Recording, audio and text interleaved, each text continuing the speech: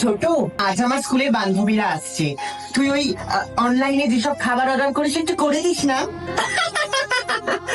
বাবা, মানে গ্রামের মেয়ের ভালোই শখ আছে তাই না? মানে তুমি ভাবলে কি করে তোমার আর তোমার এই গ্রাম্য বান্ধবীদের জন্য আমি spaghetti, chilli chicken, fried rice order করবো? চুপচাপ কলা আলু মাছের জল খাইয়ে বাড়ি পাঠাবে। ভালো করে খাও সব। ও মা, এখানে বুঝি গরিবদের কাঙালি ভোজন হচ্ছে? বাবা, আমিও এনজিওতে কাজ ছোট, করেছিলাম। ওরা আমার স্কুলের বন্ধু, সাঁওতাল গ্রাম থেকে এসছে। ও আমি সো সরি গো। ভালো করে খাবার দাবার খেও, বড় লোকদের খাবার। ওই গ্রামের কালো মেয়েটা এই বাড়ির সবার মন জয় করে নিচ্ছে, ওকে এবার শায়েস্তা করার সময় চলে এসেছে।